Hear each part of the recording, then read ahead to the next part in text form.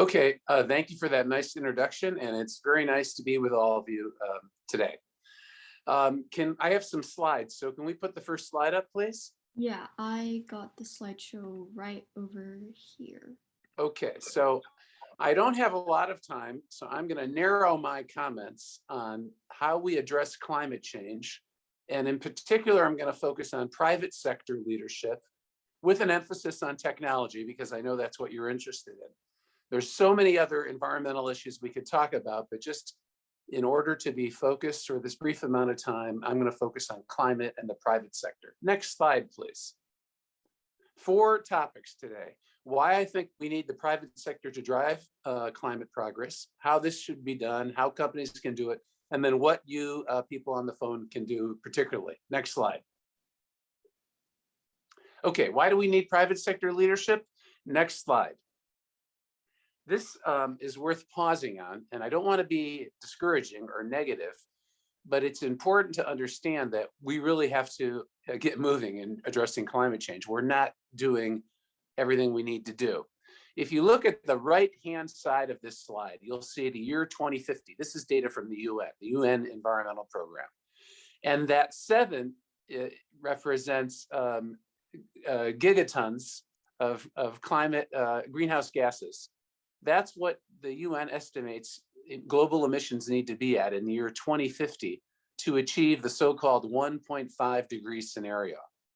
Alternatively, the 2 degree scenario would require emissions being at around 21 gigatons at 2050. Then the UN, very conveniently, I think, works backwards and says, well, to be on those trajectories, where do we need to be in the year 2030?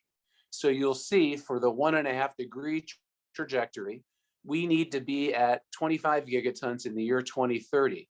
But current policy has us at 59, and even the Paris Agreement would have us only at 53 degrees. This hasn't been updated for the recent Glasgow COP. Now, this is not the only way to look at climate change. And in fact, there are encouraging things happening, a lot of them.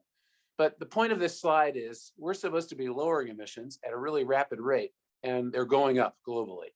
And so we need to do something better and differently, hence the urgency. Next slide, please.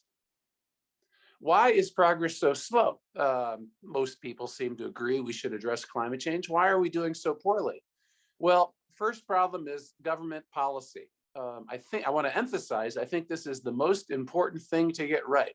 The rules and regulations which govern the economy and all behavior. But politics in connection with climate change seem to be very difficult, and our progress is very slow. We all need to continue working on improving government policy, but we don't have a lot of time. So while we have to focus on policy, we can't expect it to come to the rescue. Second, environmental NGOs. I led the Nature Conservancy. I'm so proud of the 11 years I did that. It's a great environmental NGO. There are many great NGOs. I know most of them, they're all good. But NGOs, I don't think really have the clout to change something that's so fundamental to the human economy. Third, in this chart, we also have left-leaning activists. I think they're doing an important job of elevating the priority of addressing climate. But some of the solutions the left-leaning activists are advocating for are not really getting traction right now. I think they're just too difficult. For example, some activists think we have to cease economic growth. I sure hope it doesn't need to come to that, because that will be a very hard sell. People all around the world want economic growth to improve living standards. So again, policy, NGOs, activists, we need them all. I admire them all, but somehow we need to accelerate things. So why the private sector? Next slide. Addressing climate means we need to move fast. We need speed, scale, and innovation. We need capital. We have to harness technology. Okay, next slide. These are the things that the private sector is good at: speed, scale, technology, raising capital. So it's easy to see why we want the private sector to help, but why should they? Why is it in the interest of business to address climate change? Let's spend a few minutes on that. Next slide. First, it's a good way for a business to grow its top line, its revenue. I was an investment banker on Wall Street for 25 years at Goldman Sachs.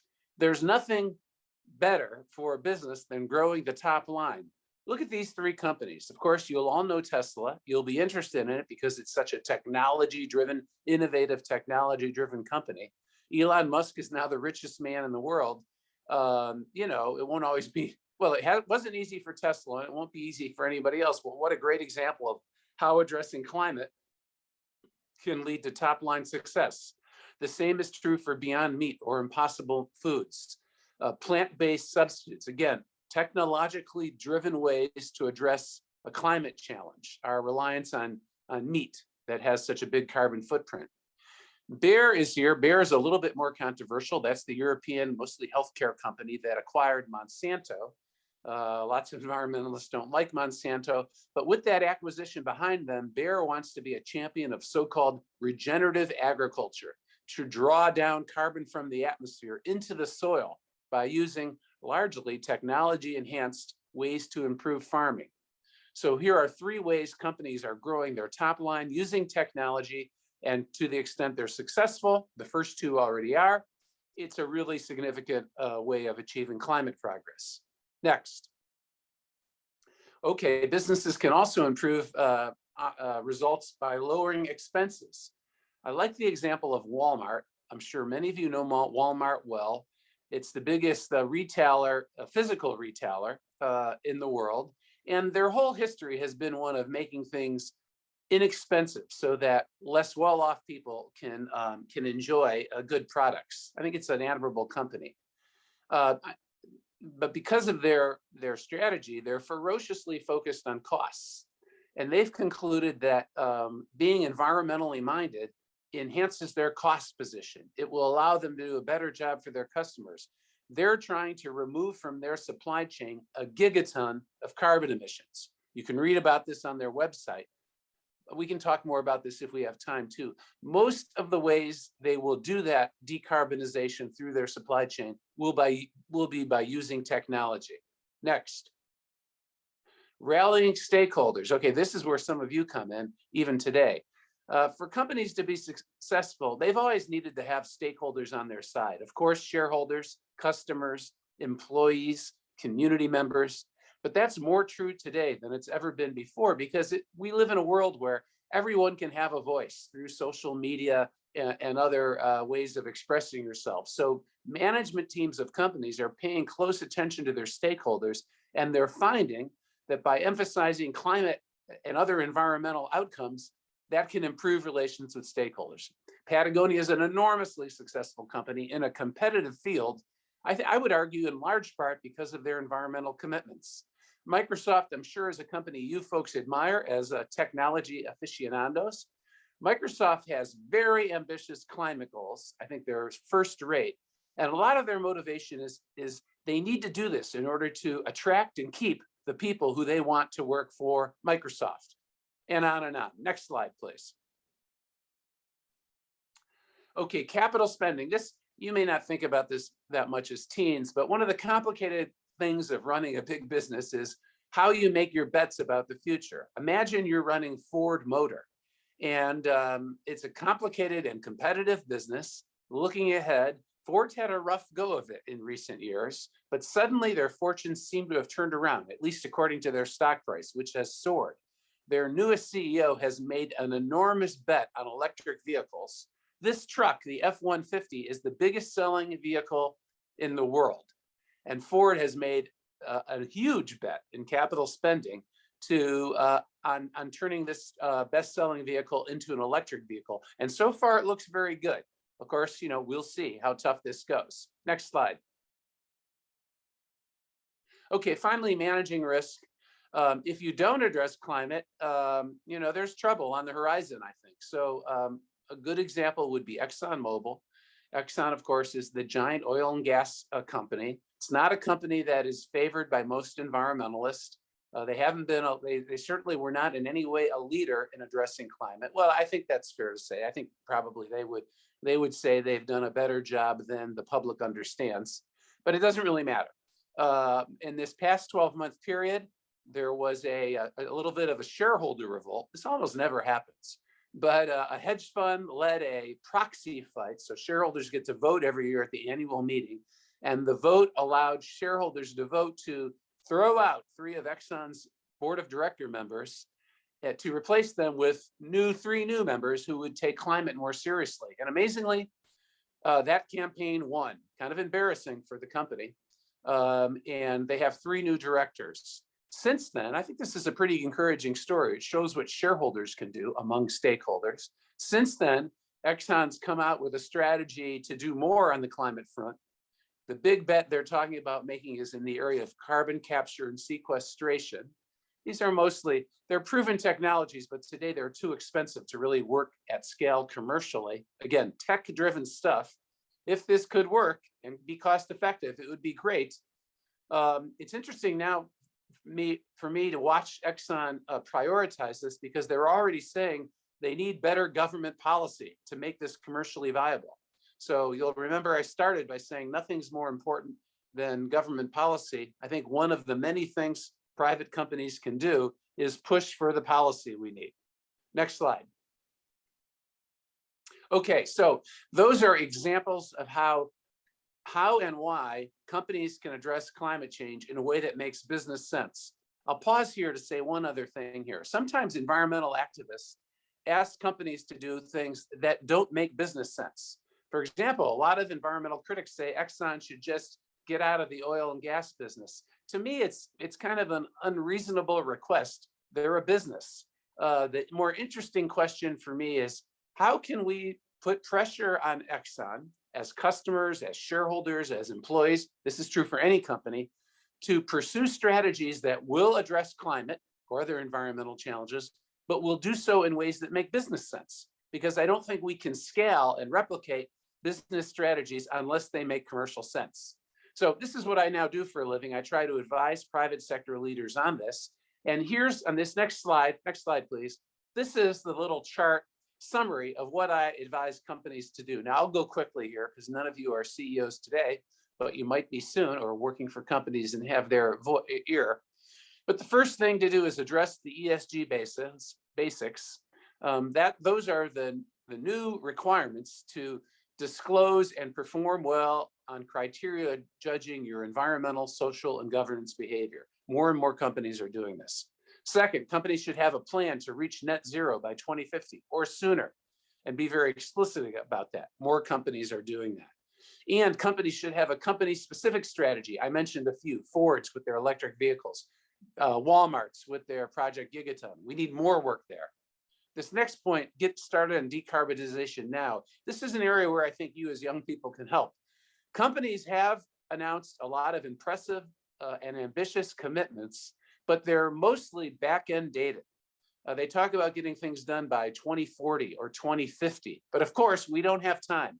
So we need to put pressure on those companies to encourage them to do more now and sooner.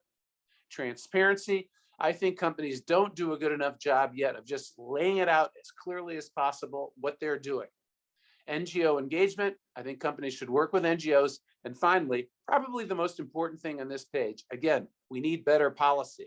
So I encourage companies to push for the government policies we need that will unlock progress. Next slide. Okay, now I want to slow down. What can you do? Those of you who are participating in Teen Tech.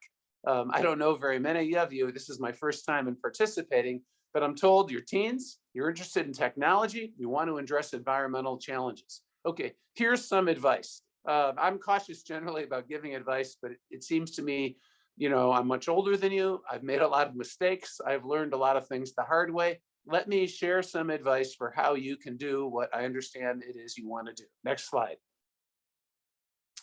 First, learn the science. Climate science, of course, and environmental challenges, the science behind them, they can be enormously complex and daunting in certain ways, but the basics of it are not so complicated. And I would encourage you, and I bet you're probably already doing this as tech-oriented teens, to do the reading and learn the basics of the science. Some people don't do that. And sometimes then, even though they're well-intentioned, and I admire their passion, they argue for and champion policies that I don't really think make sense. We should all aspire to be science literate on these environmental matters. So please do that. Okay, number 2, practice communicating. Here, what do I mean by that? I'm not really an expert, but just one person's opinion. One unfortunate thing about the way society is organized these days, and the pandemic didn't help, is people are by themselves more often. They're engaging with screens more often, and I think they're spending more time with people who are like them, who see the world the way they do, than is ideal. When I was a boy and growing up, there were no screens, of course, there were no cell phones, there was no internet.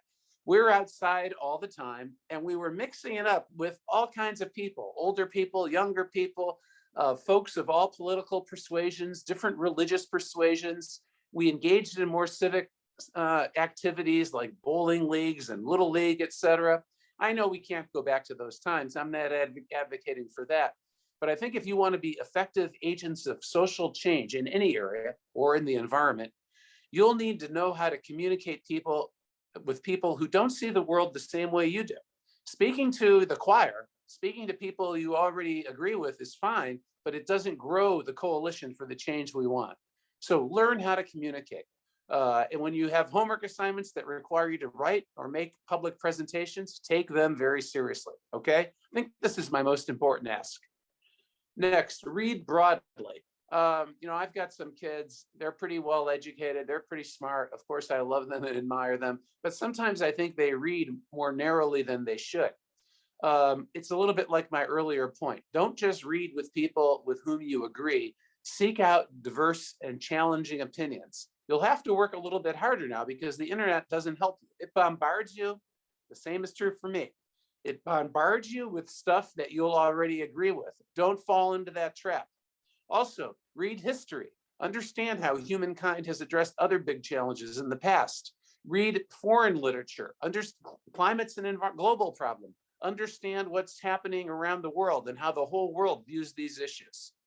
Okay, next point, politics. I've said it several times. The most important thing to get right ultimately is public policy. Now, you're not old enough to vote yet, I think, but you soon will be. So for sure, take advantage of that. But you can already dig in, pay close attention, look for opportunities to volunteer, get out the vote, that kind of thing. We need a more engaged citizenry. It's hugely important. Volunteer. You want to start accumulating experience. Lots of times young teens ask me for help. Hey, how can I get a job for an organization like the Nature Conservancy? I mean, you might get lucky, go for it, but it's probably tough. But it probably would be easier to get a job volunteering for some local community environmental organization, maybe just cleaning up a park. All of this volunteer activity provides enormous learning opportunities. Watch how the people who organize it motivate people to get things done. Get to know people you're volunteering with. I can't emphasize it enough. Okay, then finally, I know you do this. This is what your group is all about, drive technology. We face enormous environmental challenges, even if we get everything right. We've got to hope. We can't count on it. We can't wait for technological breakthroughs. We've got to make progress now. But boy, will it be great if we have more technological breakthroughs. Look what Elon Musk and his colleagues did with Tesla. Look at the huge progress in solar and wind and battery storage, driving down costs for the gains we need. We need so many more breakthroughs like that. I think it's really exciting that the group of you are helping one another identify and go after those challenges. Thank you very much for the opportunity to speak with you today. I want to encourage you to give this challenge everything you've got. If we have any more time, I'm happy to answer questions, although I've probably used all the time. And let me wish you the very best for today's activities. It looks like you have a great schedule. Thank you. So I think we have about 5 minutes, which we could dedicate to questions. We could also start the next section early, but maybe there are questions.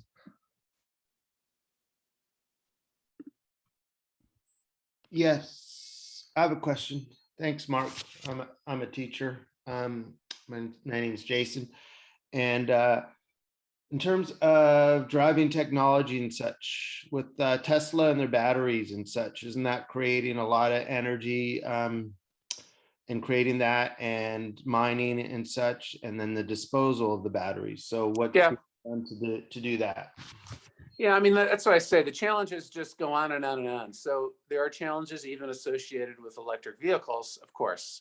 So first challenge is for those vehicles to be, as clean as we want them to be. We want them to be powered by clean energy, renewable energy. So we have an enormous opportunity and need in America to scale up wind, solar, hydropower, I think even nukes. We need better storage to go with that so that we can phase down reliance on coal and natural gas.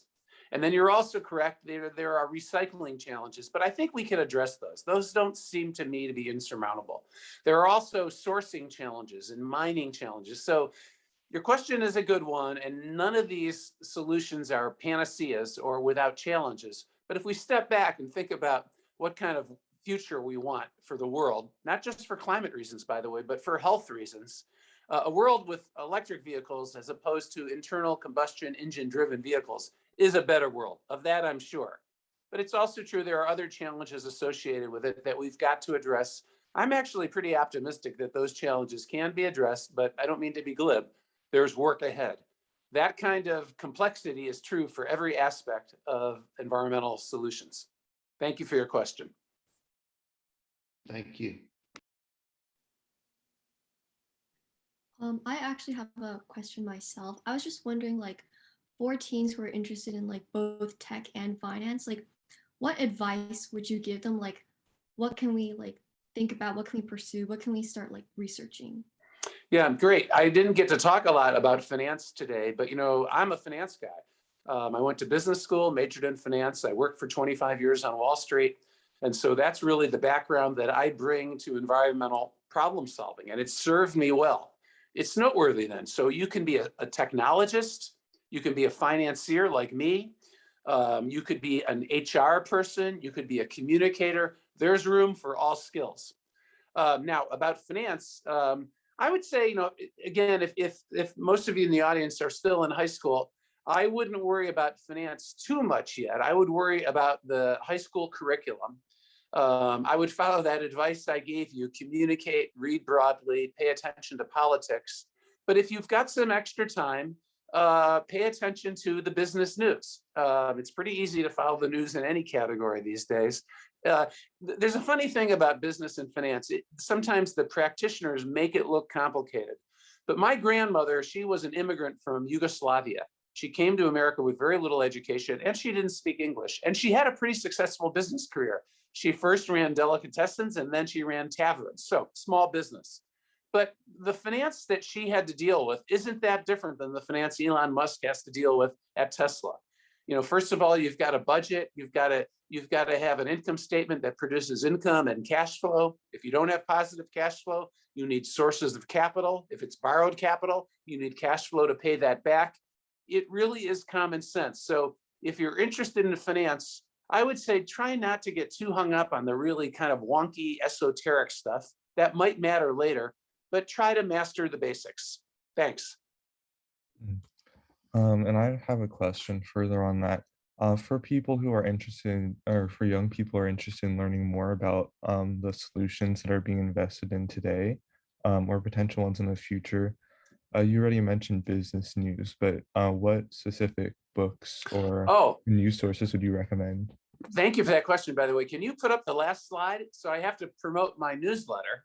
I have a newsletter called The Instigator, and it's free, so I think it's okay for me to promote it. It's available on Substack, or it's available at my website, marktercek.com.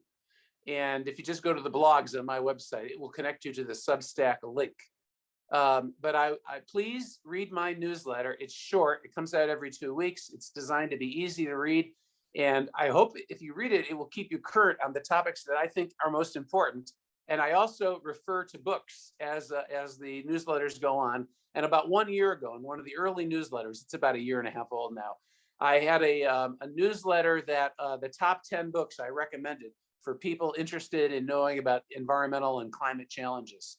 So please check it out. And then if you do read it and you have reactions, criticisms, or ideas for topics or questions, by all means, please reach out to me. And there's my email. And I think that's the best way for me to answer the question, because on the spot, it will be hard for me to remember all the books that I recommend. There are a lot of good ones.